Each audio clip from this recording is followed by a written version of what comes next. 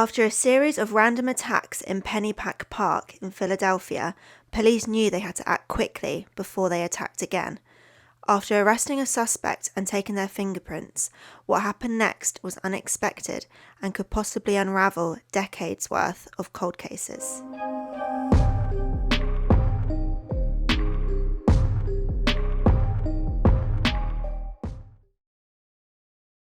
Hi everyone, and welcome back to Partners in Crime. My name is Poppy. And I'm Roger. And we hope you had a lovely Christmas. We do. New Year's. Yeah. Welcome to 2024. Welcome. Is that something you welcome? I don't know. Yeah, you welcome the year in, don't you? I mean, you don't say welcome to other people, though, do you? Like, no. Welcome to 2024. Yeah. We're not the bringers of the year. No. Welcome. But we will share with you a Happy New Year. So, Happy New Year. Yes. Woohoo. 2024. Yes, correct. An even year. Anyway, as always, we're here to discuss a true crime case that I have researched and Roger knows nothing about. He will be giving his honest opinions and reactions to the case as we are going through it. And just remember to like and subscribe as well, please. So, we're going back on the current case train. Okay. The current case train. Okay. That's the thing. This happened just in December 2023. Oh, right. Oh, wow. Okay. So very current. Yeah. The most current. It's not a long one either, which some of you might prefer. It's going to be quite short. So let us know what you think of that in the comments, if you're happy with it or whatever. We love hearing from you guys. So, yeah, we can get into it. Lovely. And trigger warning that is talks about sexual assault and rape. Ready? Yeah. So our case today is in Philadelphia, USA, specifically on a very popular hiking trail called Pennypack Trail. Never heard of it. No. It's a 6-mile trail within Pennypack Park, which is going to be very hard to say throughout this. This sounds like a bit of a tongue twister. It is a little bit. It is a huge space surrounded by luscious green trees. It runs alongside a creek where many people love to walk their dogs and catch up with friends, go for a run, things like that. It's a really nice space. This was until a series of attacks started randomly happening, which made the people of Philadelphia hesitate to walk this route alone. On the 22nd of November 2023, at around 8:15 a.m, on a chilly, cloudy morning, the day before Thanksgiving, an unnamed man went for a run and he started coming up behind a man on a bike. Mm-hmm. The runner announced himself so he could pass a cyclist without, a collision happening or anything like that, when suddenly the cyclist became enraged. Okay. I mean, a bit weird that the runner's going faster than the bike, but yeah. I think the cyclist, he was just kind of like moseying. Yeah, sure. Meandering along. The cyclist pulled out a large knife, possibly a machete, and slashed the runner multiple times across his hands and arms. Jeez. The cyclist got away, and the victim was rushed to Nazareth Hospital and survived. He's fine. Okay. He's obviously injured. Yeah. I haven't got any more details on that, whether how severe the injuries are, but he has survived. Just a couple of days later, on the 24th of November at around 9 a.m, 2 people were going for a lovely morning stroll along the trail when suddenly a cyclist appeared out of nowhere and started attacking the 2 people on the walk. Luckily, one of them got away unscathed, but the male victim had slashes on his right arm and both hands. He was treated at Jefferson Torresdale Hospital, and obviously he survived. He's injured but fine. Yeah. But obviously, basically exactly the same situation again. Same MO or whatever. Yeah. Once news had broken of these attacks, a woman contacted the police regarding an incident that had happened to her on the 25th of November involving a man on a bike. She recounted how she met him on the Pennypack Trail and how he became enraged and started shouting at her. She noticed he was trying to untie something from his bike, so she took this opportunity and ran away. Luckily, he didn't chase after her, and she got away uninjured. These all happened within like a week of each other, pretty much. A few days. 22nd, yeah. 24th and 25th. Wow, okay. Yeah, so really quick, like, succession. Yeah. Now with these 3 confirmed attacks, the people of Philadelphia were incredibly nervous. The attacker was clearly aimlessly targeting whoever he came across, which makes him incredibly unpredictable. Yeah. The local community were understandably worried. Families and children would normally spend quality time in this park, but since the news broke, nobody wanted to risk it. A local said, "It's nerve-wracking. We got kids that come down to the park, families, and for this to happen, something has got to be done about it." Yeah. Luckily, because these attacks happened in the daytime, the victims managed to get a good look at him. He was described as a Hispanic man between 40 and 60 years old. He has a thin build, weighed about 180 pounds, and was said to be wearing dark clothes in some of the incidents, and rode on a BMX-style bike. Right. 3 weeks later, on the 17th of December 2023, a Hispanic man was seen riding a BMX-style bike on the Pennypack Trail, this time by police officers. They approached him and saw he was wielding a machete knife in his hand. Okay. He did not cooperate at all with the police officers. He refused to give his name, but they managed to handcuff him and take him into the local police station. Yeah. Like, no drama happened. No, caught red-handed as well by the sounds of things. Yeah. In a way. Yeah, I mean, he literally matched that entire description, really, didn't he? Well, yeah. No, I think the machete's the thing that sells it. Well, yeah. They went through all the procedures like fingerprinting, etc., and put him in his cell. They ran his prints and discovered a shocking result. The prints belonged to a 46-year-old man called Elias Diaz, and he was wanted in connection with raping 2 women and raping and murdering another woman. It turns out this man has been wanted by the police for the past 20 years. Christ. Yeah. It's a long old time. Yeah.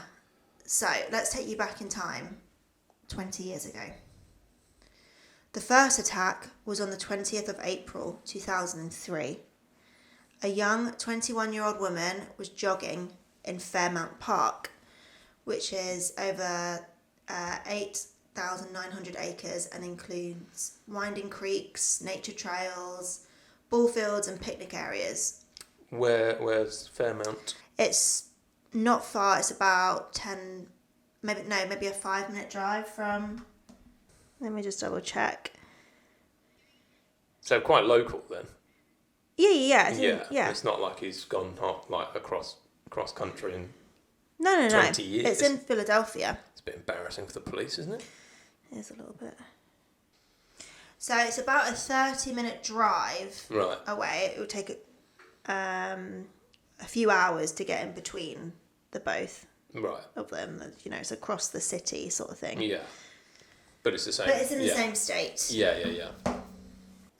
This is unfortunately at Fairmount Park, where she was suddenly attacked and raped at knife point. DNA was collected from the victim of the unknown attacker, but at this time, 2003, there wasn't loads you could do with DNA. Right. It was quite limited as to what you could find out about a person. His second attack and most brutal attack was on Sunday the 13th of July 2003, so the same year. 30-year-old Rebecca Park, a 4th-year student at the Philadelphia College of Osteopathic Medicine and originally from Maryland. Maryland? Maryland. I don't know how they don't say Maryland, do they? I don't know. Maryland. We don't know. Let's just... You know where we mean. Yeah. Went for a run in Fairmount Park at around 5 p.m. Obviously this is the summer, so it would still be daytime. She typically ran for about 2 miles, so she should be gone for roughly 20 minutes. unless she decided to stop and look at the horses, which she often did. But unfortunately, Rebecca never came home. Her boyfriend, a fellow medical student, went to the police on the following Tuesday to report her missing. I'm assuming they didn't live together, considering it took him like 2.5 days to report her missing. Yeah. Well, if they're... Yeah, sure. If they're students, they might be in dorms or whatever. She's 4th year, so... Yeah, well, yeah. I don't think she would. I think she's in her own house Speculation. or flat. Yeah, she's in her own place. Right. But her boyfriend was completely cleared of this, obviously. News reports about the missing student prompted calls to police from people who said they had heard a disturbance in the area. A couple on the 13th of July heard a scream coming from the woods in Fairmount Park as they were driving past. So it must have been a loud scream. And only a few days later, on Thursday the 17th of July, the body of a woman was found covered in leaves and wood on a steep hillside in Fairmount Park. She was only wearing a sports bra, trainers and socks. An autopsy confirmed that the body was of missing girl, Rebecca Park. She died of strangulation and was also sexually assaulted. She was found less than a mile away from her house and only 200 feet from the road. So very close to home, which is so scary. Yeah. Homicide Captain Charles Bloom said, "We don't know if this was an acquaintance or if this was a stranger. We're in the process of reviewing any type of assault and sexual assault in that area. Right now, we're not coming up with anything." So that's reassuring. Police said they were interviewing friends, co-workers and fellow students and were trying to determine whether the attack was random or the work of someone who might have known Rebecca. Yeah.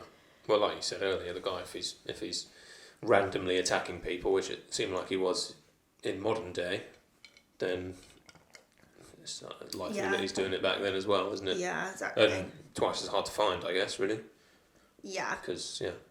Absolutely. When it's just random, there's no rhyme or reason for it. No. DNA was collected of the unknown attacker from the victim as well. The DNA samples were both put through CODIS. Have you heard of CODIS before? Not really. No. So it stands for Combined DNA Index System, which linked the two victims to a single attacker. Okay. So if you don't know what CODIS is, it's a DNA database that stores local, state and national DNA profiles from convicted offenders, unsolved crime scene evidence and missing persons. Okay.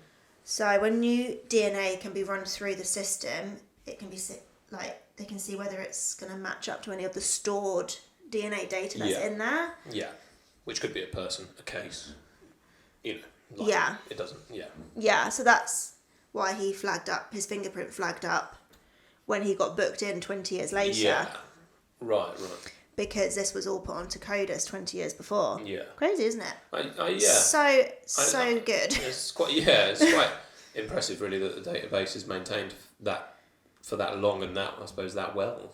And it's just so good, it's quite straightforward. Back in the day as well, even earlier than 2003, before DNA was a massive thing, but some police officers still took DNA, not even really knowing what it's worth almost. Yeah, and then if it's stored correctly as well, which is a massive issue, it can then be put through, whenever CODIS wasn't invented, and then that's stored, and that's how some cases have been solved in present day because of people, 40 years ago being smart.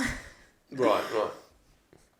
Anyway, Interim Deputy Police Commissioner Frank Venor, I think that's his name, said, "These cases were all matched together and we knew that we had a pattern."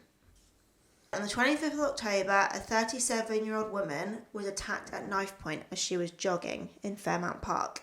She managed to escape and was driven by a passerby to a local hospital. The 3 attacks happened within a 1-mile radius of one another. Is that Fairmount again? Yeah. Yeah. So the old one's a Fairmount. Right. This is the same year, 2003. Oh, right. Yeah. Later in the year, yeah. Yeah, just in October, yeah. The surviving victims managed to get a good look of their attacker and were able to give a detailed description of him. He was described as a man with a medium build, standing 5'8", with scars on his chest, shoulders and arms, possibly from burns or stab wounds. He has a dark complexion, black hair, thin moustache and bushy eyebrows. He spoke broken English, and during two of the attacks, the suspect wore an earring in his left ear and fled on a purple metallic 10-speed bike.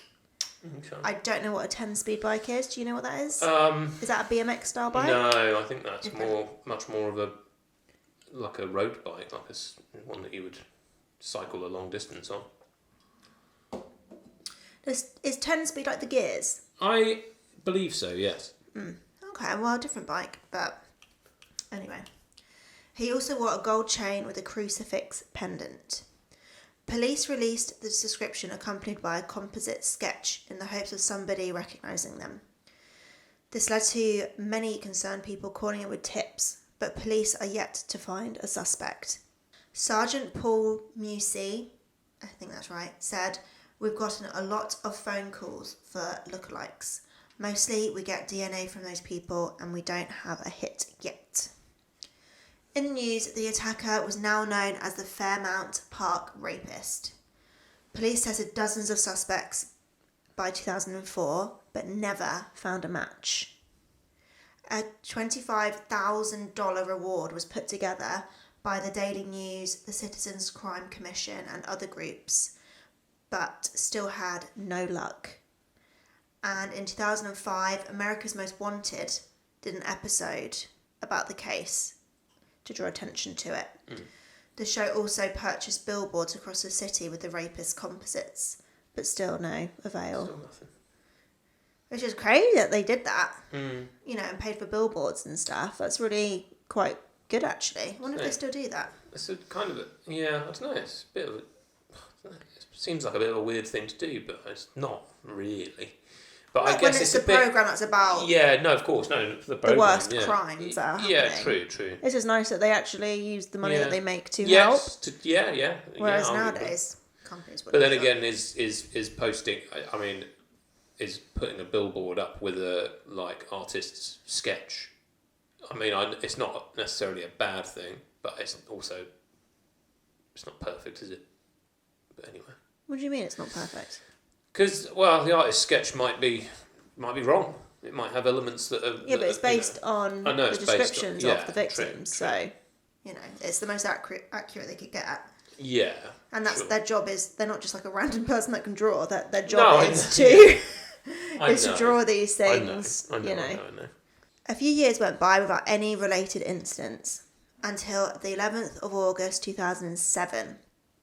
A 29-year-old woman was raped near the Pennypack Trail, which was only 20 minutes away from the Fairmount Park. That's where I put it in. And DNA linked this attack to the others as well. The victim said during the attack he wore a mesh sleeveless basketball shirt and shorts that were light blue with white stripes and white edging on the shirt. But unfortunately, the case went completely cold, with no new attacks being linked back to the suspect. In 2013, 10 years after the first attack, retired Philadelphia Special Victims Unit Captain John Darby said, "We believe, as many serial offenders do, that this male may strike again. Not a matter of if, but when and where. We want to make sure the public is armed with the proper tools to prevent that from happening. Cases like this, they haunt you. We have a mantra in the Special Victims Unit. I'm sure undoubtedly it's still there, but that is justice and healing for the victim." So yeah, he's totally right there. This guy's clearly a serial offender. Yeah, correct. And he's kind of taking these short breaks from what they're aware of anyway. Yeah. He kind of does it in a burst and then he'll disappear and then he comes back. So it's quite strange, isn't it? Just even that. aspect of it. Well, that does happen. I know it does. That's the difference between like a serial killer and a spree killer, isn't That's it? Yeah. They have downtime. Yeah, but it's just quite. Guess it's the same thing here. Maybe I'm not sure. It could. I suppose it could be, because I guess they're sort of fulfilling their feel their urge or their needs are by doing it, and then they can rest for a while. But you would just, I don't know, you'd suspect that those urges would be like, I don't know, kind of constantly there. Really, I'm not really sure. I think kind of what usually happens with these things is that as it progresses and they're doing all these attacks and stuff, they need to do more and more to fulfill the urge, which is why they usually get worse as well. More violent. More violent, etc. Yeah. It just seems odd to me, but it's because we're not murderers. Well, that's true. But as technology evolved, so did the case. It began with a sketch that a victim helped police create, and in 2021, DNA analysis evolved to create a series of age progression photos of what the attacker would look like in his 20s, 40s and older. It's like TikTok. Yeah, it is. That's all they needed. They just needed TikTok. On TikTok. So that's the age progression ones that they did. This was the... So that's what they said it looks like in 2003. Okay. And that's 2007. And then that's the clothing, and then that's the marks. So relatively consistent then, to be fair. Like... Yeah. Very reasonable to suspect that these are all being committed by the same person. Yeah. So, and since the rise in people using websites like Ancestry, law enforcement found that if they upload DNA samples from the crime scenes to these genetic databases, they can possibly identify relatives of the unknown suspect. That's nuts. That is so clever. Whoever first thought of that, I mean, I don't know. A genius. I don't know if there's some weird, legality problems with it. There probably is. Now you can select whether you don't allow police to use your DNA. Right. Yeah, since a lot of cases, a few cases, a lot of very good ones, which we will cover at some point, were solved using this genealogy stuff. Yeah. People weren't happy about that. Which I don't understand why. Why would you not be happy But that just about makes you think that? they're clearly dodgy. Well, That's just what I instantly think is like, well, you've got something to hide then. In a way. But people are very protective over their but ancestors. I don't know. No, what a load of bollocks. Over their own data. It's What a like load of you've horseshit. already signed your soul away when you signed up to Facebook. Yeah, well, you did. To be honest, you've probably 2000s. done worse signing your soul away to Facebook than you would to uploading your DNA. But I mean, it is quite a strange thing to upload. Like when you, I don't know. It's all a bit weird, but it is mental that they used that, and obviously To solve cases. Yeah, and obviously it would work because it would at least give you the lineage, wouldn't it, of like That's it. who that person's related to or whatever. Yeah. Their names and Yeah, so if the relative has uploaded their own DNA. just get hit. Yeah, exactly. Give us your opinions on what you think about when it comes to police being able to use these kind of things to solve crimes. Genealogy databases. Yeah. Very, very interesting. So after this is done, traditional genealogy methods can be used to build family trees from the matches until the most likely suspect is identified, which is exactly what they did with this case. Forensic laboratory manager Ryan Gallagher was leading the genealogical search, and the results gave detectives familial leads all over the US and in Puerto Rico. Okay.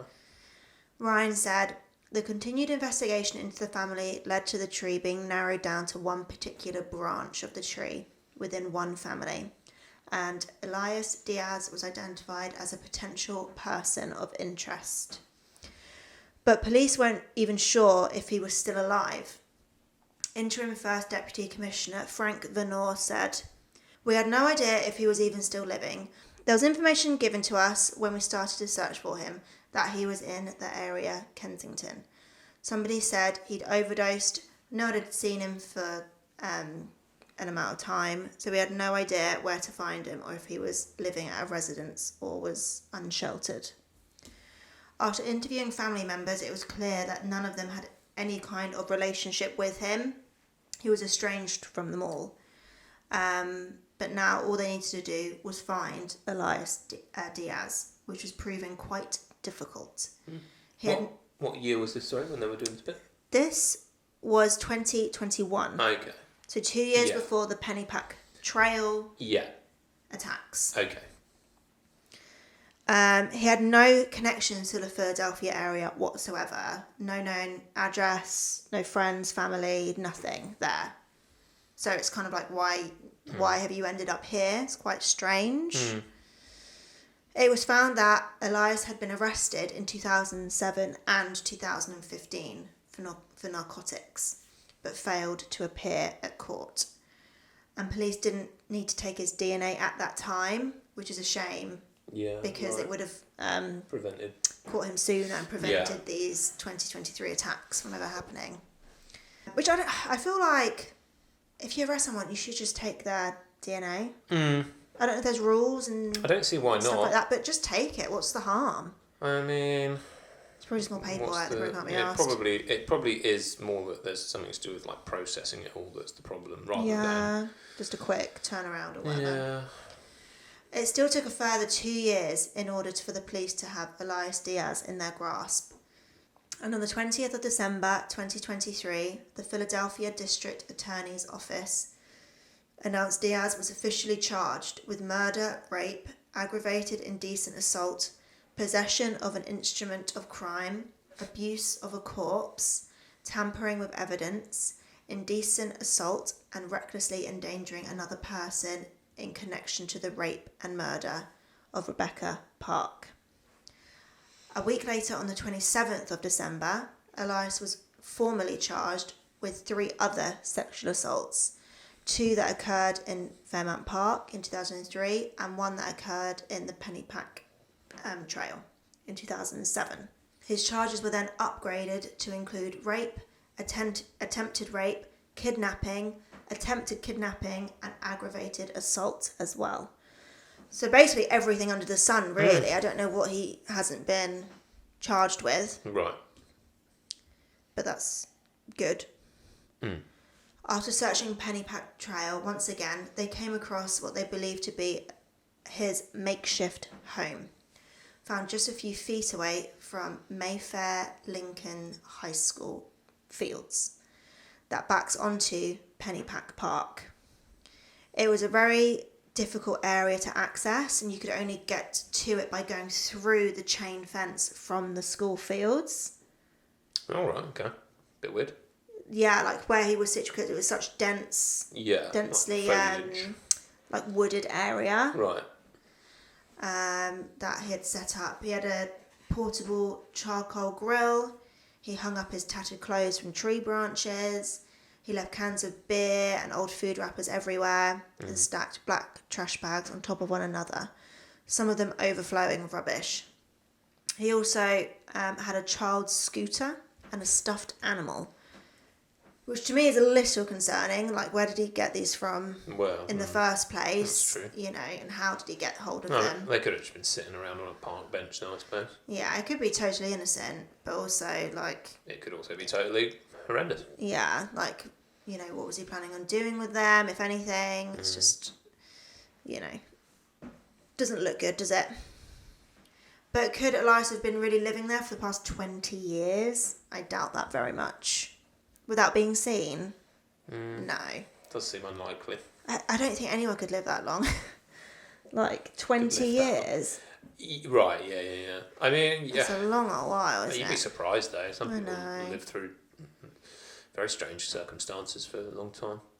He is now being held in jail without bail until his 8th of January, which is today, preliminary hearing, which determines whether there is sufficient probable cause for a defendant to go to trial, which I'm sure there is. I've checked online. There isn't any information on the trial yet because we're like 5-6 hours behind them. So he's having probably now his preliminary hearing, which is just a mandatory step that they have to do regardless of how obvious it is. If convicted, which I'm sure he will be, he'll get a life sentence without the possibility of parole because of the murder, etc. Plus a bunch of additional years for all the other charges. So he won't get out of prison, which I think for this guy is probably a good thing. I doubt very much that the crimes in Philadelphia are his only attacks. I bet there's attacks all over the US that could be connected to him because he had family everywhere. Right. You know, so we don't know a lot about him. So we don't know, like, his movements previous to Philadelphia yet. I mean, obviously, I'm sure that will all come out at some point, so we can give you an update. But and, you know, it's probably why he was in Philadelphia in the first place. You know, he has no obvious connection there. So has he kind of, like, fled to Philadelphia because, say, in another state, he's wanted for, I don't know, well, not even necessarily wanted, but he's done something. And he's just like, oh, better go. So then just, like, hopped on over to a random state. Like, do you know what I mean? Yeah, no, I know what you mean. I believe... You just don't know, do you? They can't... Another state can't necessarily prosecute you, can you, for crimes that you commit in another area? I'm not sure. You probably can.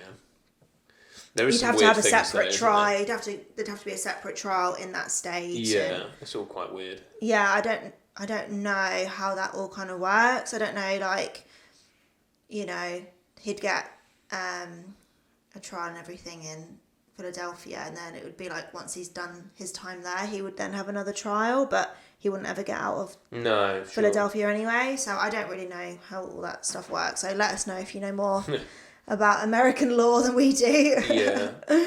But also, like, where did he go for, like, the 15 years after his last attack in 2007? Right, yeah. Because he obviously went dormant, say. Well, but then he popped obviously up again. No, but, like, in the States, you know. But then 15 years later, he's in the same state still. So, like, did he leave and come back? Or has he just been chilling for 15 years and never got caught? It seems like a bit weird, doesn't it? It does seem strange. So obviously he was there in 2015 because he got done by the police for drugs. Yeah. So he's obviously either a drug addict, which from the photo he kind of looks at, or a dealer. Right. You know. So he was there in 2015. Yeah. You'd suspect maybe that he didn't really go anywhere. So it's just kind of like, did he really not do any attacking in 15 years? It just doesn't seems unlikely. True, yeah. Well, that's kind of what I was getting at earlier when I'm saying that, you know, does that urge go away? Or, you know, are they constantly doing something or finding something to do in terms of, you know, attacking people or, you know? No, like, you know, there's some serial killers that, you know, don't kill for years. Yeah, no, it's obviously different. This case, because he's not necessarily he is a murderer. He's killed someone, but and that was his second known attack as well. Was a murder, and then he didn't do any more. Well, no. So that seems quite strange as well. And his kind of way of attacking changed as well, with just like slashing random people. There was no like attempted rapes or anything like that. It was just like, I'm going to slash whoever I see for fun. Well, so that's a bit weird as well. Yeah, I mean maybe it's all a bit strange. Maybe 10 more years of more drugs kind of thing sort of fried his brain a bit. Yeah, I think there's definitely a kind of like a mental health situation for sure. Yeah. And then also some drugs on top of that. Yeah, right. You know, which is probably why it's also random and stuff like that, because we don't know his mental state. He could think he's, in, La La Land, who knows? Yeah, of course. I mean, it seems interesting that his first 2 attacks were sexually motivated, and then, and he murdered on the second one, and then he didn't do it later on. Maybe is that because he didn't feel capable anymore. Maybe the drugs made him feel less capable, or he was just getting older. Less physically capable. I don't know. Well, no, he was only in his 20s. Yeah, on the first attacks. when he did murder and sexually assault. Yeah, in 2007, he was only a couple of years older then. Yeah. But then in 2021 or whatever it was, 2023? Yeah. When he attacked the three. Is it three? Well, it was 2 men and 1 woman. Yeah. Which is also weird, because he then went to attack men, which he hadn't done before. Yeah. So it's all just odd. It's all it all makes no sense. But that's why like a lot of people think there is some like mental health thing going on there, because the way he's just like kind of nonchalantly attacking people in the daytime as well. Right. Not covering up his face, not trying to hide his appearance whatsoever. It's literally just like, hey, I'm here. Yeah, right. Take a good look at me. Yeah. You know, here I am, I'm going to attack you. Here's my DNA. Yeah. Do you know what I mean? And it's just like, I think there was no like pre-planning, no. apart from obviously he was carrying a knife. Yeah. You know, because I feel like a like meticulous attacker, you know, things like that, they would think about these things like, right, I don't want them to see my face, I don't want them to see my features. Fair enough, maybe not thinking about the DNA then, I guess. You know, you might not think anything of that, but like at least cover your face. I guess it seems a bit weird. To me, it's sort of. And in 2023, cover your face. Well, yeah, absolutely. That's stupid. But it strikes me as that they were probably all unplanned. Because he hasn't thought about covering himself up. But he was riding around on a bike with a machete. Yeah. Well, that's kind of asking for trouble, really, true. Isn't it? I mean, maybe. Well, I don't know. That's still like premeditated. Yeah, for of something, course. isn't Yeah, it? of course. Yeah. I don't know, but we always talk about. Whenever you talk about things like this, we're always talking about the actions that happened and the post the actions, which is the arrest and the trials and all that kind of stuff. But we never really talk about sort of the push factors, and it's very difficult to talk about them because we have no idea why this man went up to. We don't know his background at all. We don't know his youth. We don't know anything like that, and it could be that it was absolutely horrendous. Well, it doesn't make it okay. No. Of course, that doesn't make it okay. But obviously, going through horrible things or traumatic things is going to mess your brain chemistry up a bit, you know, which might spur you on to doing something like this. Yeah, there's obviously some issues there, but yeah, nothing kind of justifies this. No, of course not, and I'm not saying that it does. I'm just saying that. I don't know. There's obviously reasons behind. There's always reasons behind everything. We can't discuss things. We can't. No. You know, I don't want to kind of guess and assume. No, of course not. No. You know. No. But all his family's basically disowned him. I imagine it's probably because he was on drugs. That's got to be one of the reasons. Sure. That's all I can assume. Yeah. You know, and maybe he was a bit of a creep. Who knows? You know, if he was doing these attacks when he was in his mid-20s. Yeah, sure. You know, that's pretty young to be doing stuff like that. So God knows kind of what was going on there. But yeah. So that's the case of the gross human being, Elias Diaz. And finally, the family and friends of the victims can now rest that he is in custody and soon will be in prison, hopefully. I'm sure he will be. And hopefully he pleads guilty just to avoid a long trial. But, you know, I wonder if the police will look further into some other cold cases in the area or around the US to see if there's any linked to him. As they find out more about him, you know, they might, not, some won't, you know, some stations, they're like, job done. Yeah. Don't need to look any further, but some do, which is really amazing because obviously cold cases are just awful, aren't they? Because families don't get any answers. No closure. Exactly. But he clearly was a well-practiced predator that knew how to stay under the radar for decades. And hopefully they'll release more information about him, as right now we don't know a lot about him, like we were saying. But yeah, and lastly, as always, I want to end the story talking about the victims. Unfortunately, all the names of the victims, apart from Rebecca Park, haven't been disclosed. And also, no personal information has been made public about them, which is fine. All I can say is that nobody deserves, you know, to be violated the way that they were, and I hope they've all like healed emotionally and physically. And for Rebecca Park, she was in her 4th year at the Philadelphia College of Osteopathic Medicine, learning to become a radiologist. She decided to start medical school in 2000. Rather than take out loans or ask relatives for money, Rebecca joined the Federal Health Professions Scholarship Program, which paid for school in exchange for 4 years of active military duty and a future as an Army reservist. A long-term friend of hers, Martha, described her. She was a ball of energy. She never sat still for a second. It was tiring watching her. After a 12-hour shift, she'd want to drag friends to the gym. When we wanted to talk over a problem, we would Starbucket, solving matters over decaf, since Rebecca figured she had enough energy as things stood. South Park cracked her up, and she loved Cheesecake Factory or Chinese food.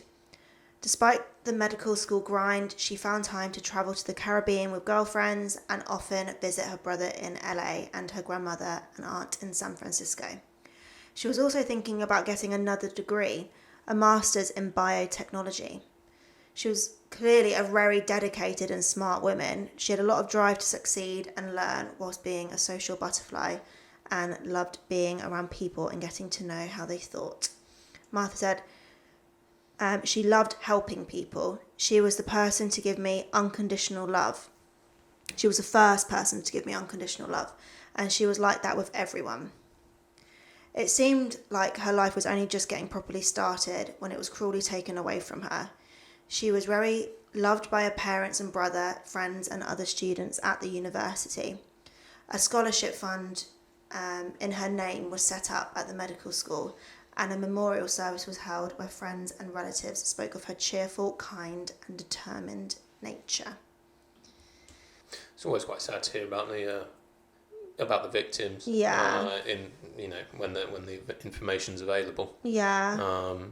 I was so pleased because I found this whole article written just about her, and that's quite nice. rare to find. Yeah, so that's why I really wanted to kind of include a lot of it in here, because sometimes you don't get a lot about victims at all, and it's so sad because I just feel like they get lost in history, don't they? And then you only remember them for the crime. You don't remember them for the person.